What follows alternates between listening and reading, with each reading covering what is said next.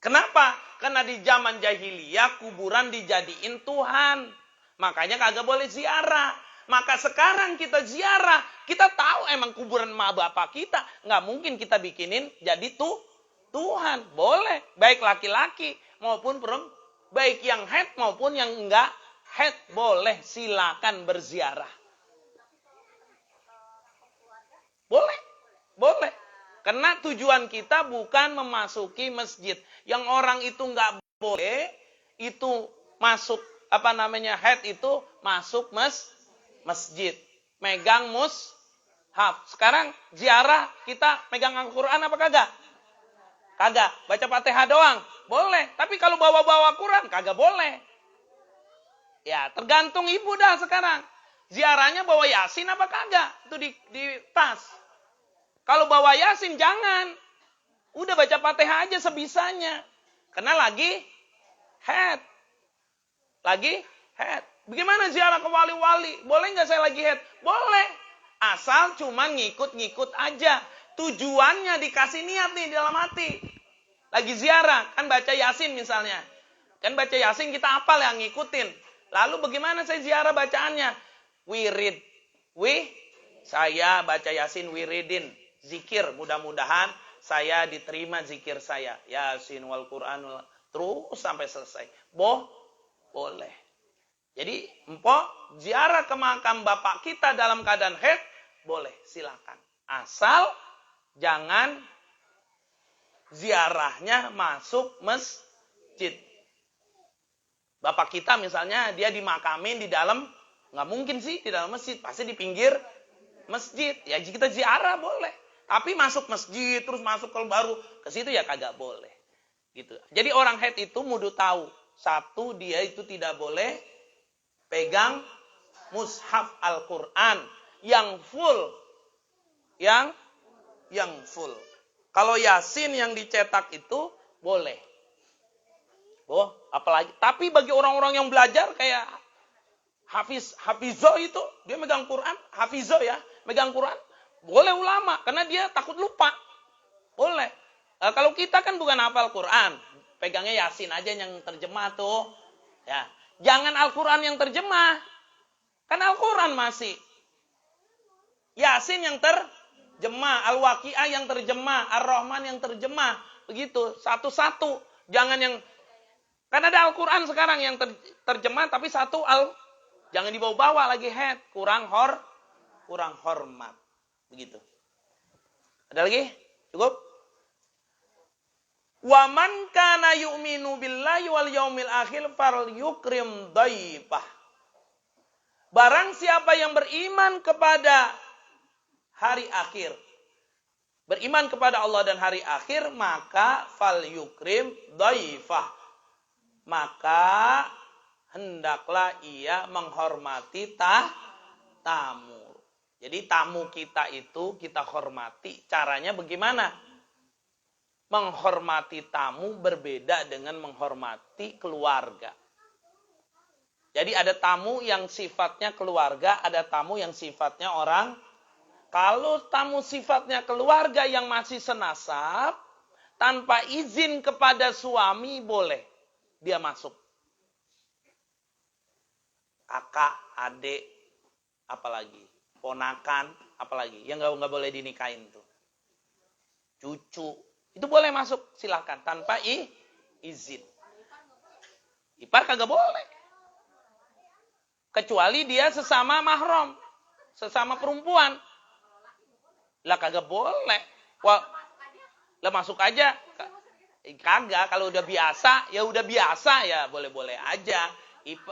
Iya, namanya ipar ya. Boleh-boleh aja orang rumahnya nempel.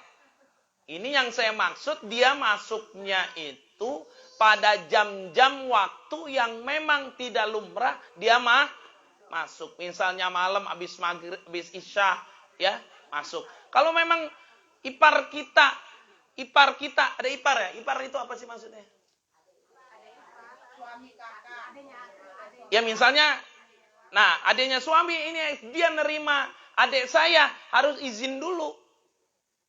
Nyariin saya, abang ada? Enggak ada. Masuk. Kalau udah biasa begitu, mungkin nggak ada fitnah, boleh-boleh aja ya. Tapi takutnya ada fitnah. Kalau ada fitnah akan bahaya. Sayyidatina Fatimah ditanya sama Rasulullah. Dikasih tahu sama Rasulullah, wahai Fatimah, ada seorang wanita yang akan masuk surga lebih dahulu dari kamu. Siapakah itu ya Rasul? Dia adalah seorang wanita yang boleh kamu cari di sana. Yang boleh kamu cari di sana. Lihat dia. Akhirnya dia bawa Sayyidina Hasan. Dia bawa ke sana. Assalamualaikum. Waalaikumsalam. Siapa itu di luar? Saya putri Rasulullah. Tunggu sebentar. Dibukakan. Begitu dibukakan, maka itu perempuan tanya, itu siapa? Ini anak aku, Hasan. Anakku, Hasan. Begitu ditanya, begitu, tunggu dulu. Dia laki apa perempuan? Laki-laki. Tunggu. Saya mudu izin dulu dengan suami saya. Padahal anak bayi. Tapi kata ini perempuan yang kata Rasulullah bakal masuk surga. Sebelum itu Fatimah, dia masuk surga lebih dahulu. Ulang lagi, ya udah saya izin dulu ya. Assalamualaikum, waalaikumsalam. Siapa di luar? Saya Fatimah bintul Rasulullah. Saya Fatimah putri Rasul. Buka. Siapa itu? Husain. Ya, saya belum izin lagi tuh, Mak. Ntar dah. Balik lagi ya. Tuh. Saking dia solehannya.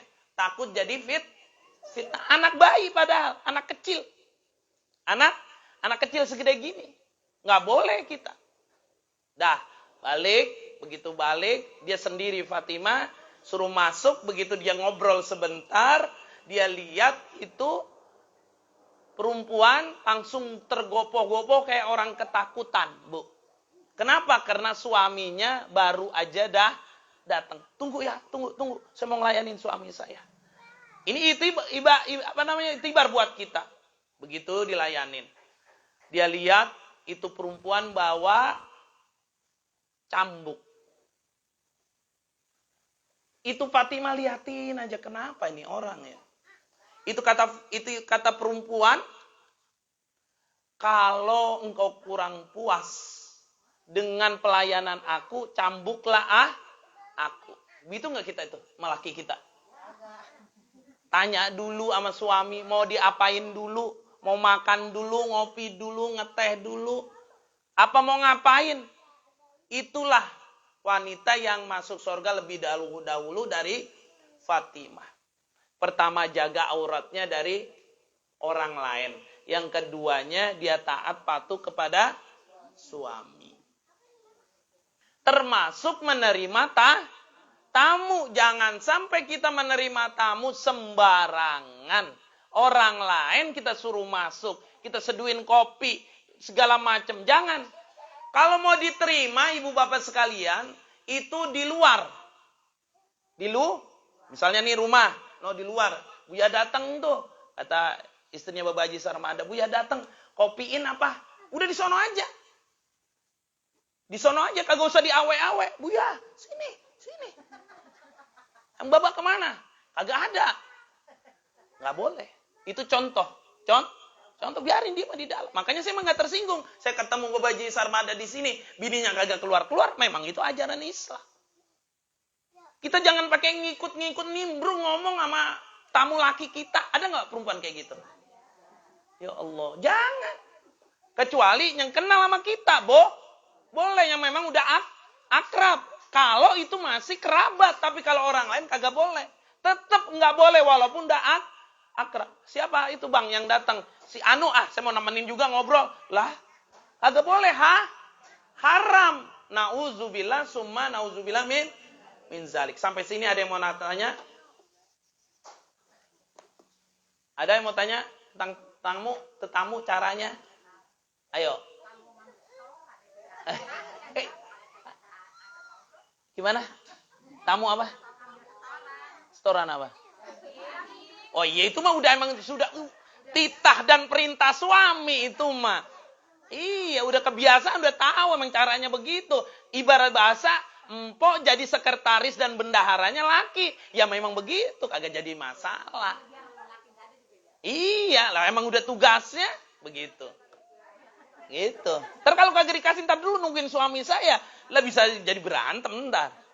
Emang suami udah tugasin itu mah nggak ada masalah, boleh. Yang ini mah kalau tamu, yang kira-kira empok nih kedatangan tamu, temennya laki yang tukang daging di sebelahnya. Namu. Nah, bang, kenal. Ya lu duduk dulu, saya telepon. Duduk silakan, agak apa-apa. Kita mah di dalam kapan? Nah, kan kita kunci pintu. Kita gembok. Kita pakai baju 10 lapis. Kagak apa-apa.